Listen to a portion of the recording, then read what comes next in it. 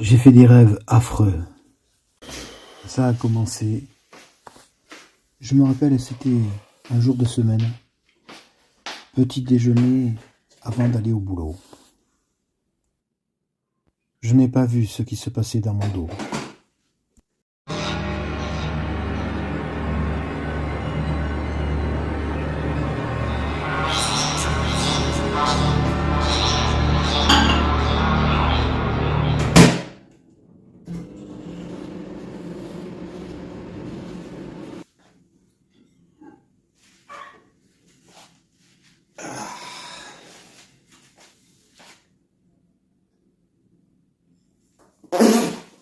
Ah! Qu'est-ce que c'est cette saloperie? L'araignée en cuisant dans le micro-ondes avait laissé un goût au café. J'en avais ingéré un petit peu. Je me suis mis à tousser.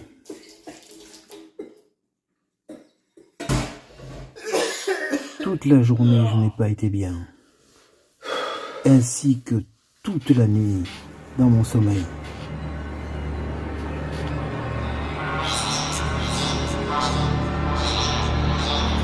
J'ai fait des rêves affreux.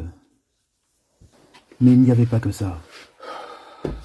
Je me suis rendu compte que le matin, j'avais un effet secondaire bien particulier.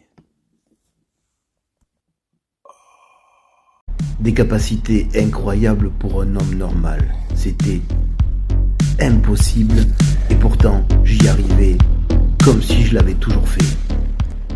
Aujourd'hui, cela fait une semaine que j'ai absorbé cette araignée dans mon café. Une mutation s'opère et je cherche des réponses. Je m'appelle Nathan Adé et je suis chercheur en génétique. Qui aurait cru qu'une chose pareille puisse m'arriver? Je suis docteur pour tout vous dire. En cherchant aujourd'hui, j'ai découvert quelque chose de très intéressant. Il y a en Amazonie des sorciers de tribus qui confectionnent avec des araignées écrasées une mixture qui forme une potion qui sont données aux hommes de la tribu pour améliorer leur capacité à monter dans les arbres. Ça ressemble un peu à ce qui m'arrive.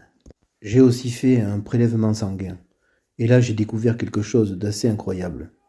Le sang ne ressemble plus à un sang humain. C'est quelque chose complètement différent que je n'ai jamais vu jusqu'à maintenant. Je crois que là, on est face à quelque chose d'incompréhensible. Ça faisait déjà 2 semaines et l'activité physique était omniprésente. J'avais tout le temps envie de faire du sport.